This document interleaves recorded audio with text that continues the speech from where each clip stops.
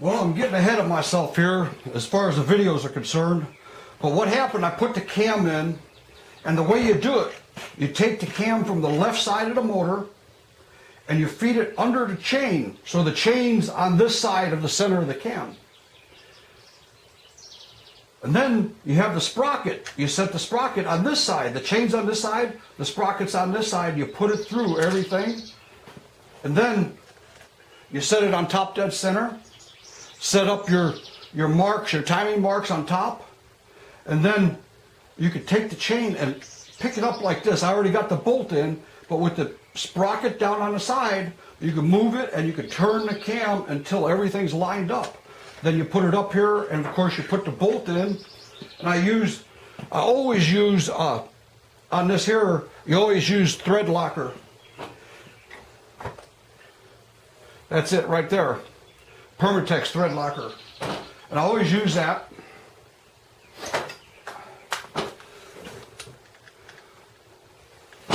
Then I put this in here because I'm going to tighten this bolt. And what's going to happen is I torque it, you're going to see the whole cam is going to try to turn. It's making a liar out of me. Okay, I'm torquing it down. Let's see if it turns.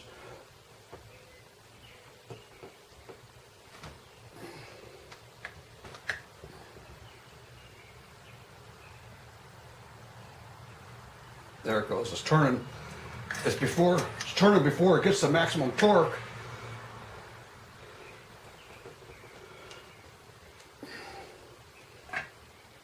There it is. That sucker's torqued in. Okay, it says 12 to 15 foot-pounds on here. So that's what I did, 12 to 15 foot-pounds, but I used an inch-pound. Okay, so I take this out. You always stuff these in because you drop the bolt, it goes down in there, then you have to take the whole engine apart again to get it. I've done that before. Okay, now we turn the engine over.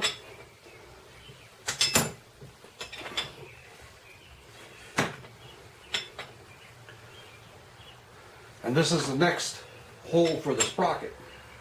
I'm going to set it right on top. Get my screwdriver, place it through here. I'm just going to turn this until it locks the screwdriver into place. That way I don't have the screwdriver slipping out. Okay. Then I pack it again. Tell you, this will save you so much hassle. You always pack it.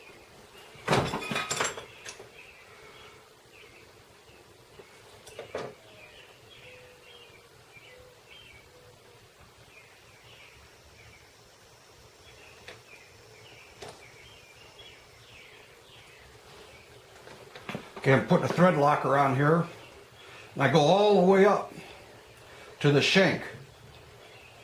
Oh, got a little bit too much, but I'll go all the way around, make sure you got plenty and all the threads are filled.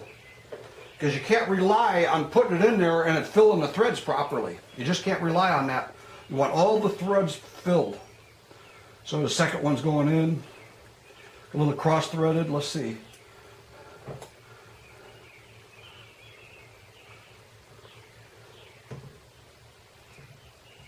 Is it going to go in?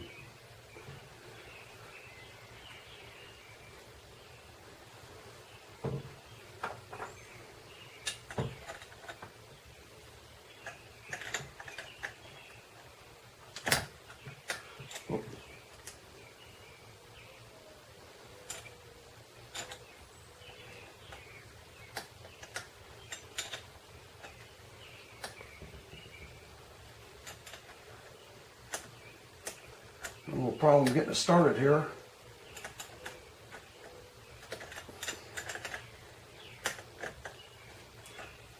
What I should have done was left the other bolt loose.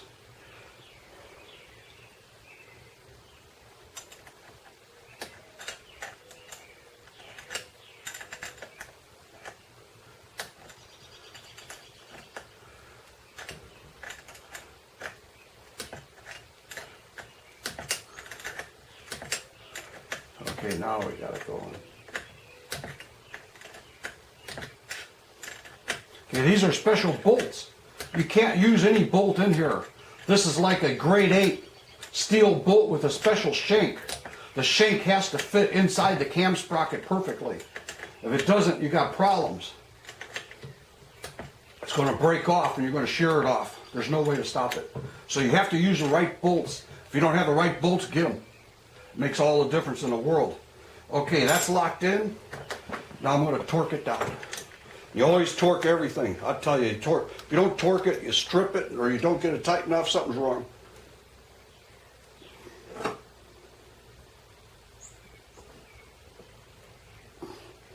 There it is. There it is. Now I got both of them in there. The cam's in. Now it's the rocker assembly that has to go together. But I'm going to have to clean all the rocker arms because I haven't cleaned them yet.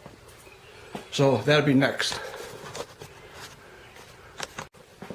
Okay, what I did is I put oil on all of these cam lobes and the journals, and I'm going to put these caps in.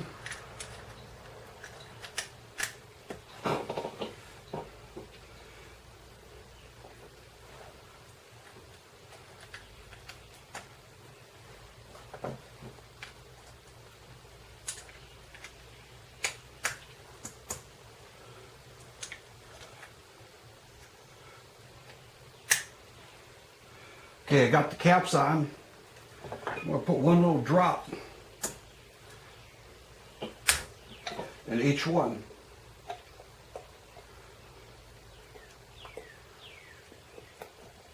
There's a little hole here so it can fill up with oil and keep a steady feed. Because when the engine's running, these things, there's oil flying over and these things catch oil. And the oil ends up going down to the cam, and it's a constant feed to the cam when the engine's running.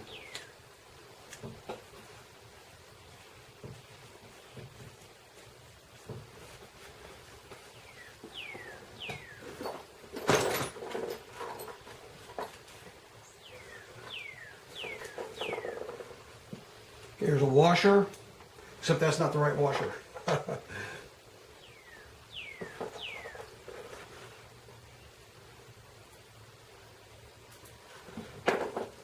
I don't see the washers.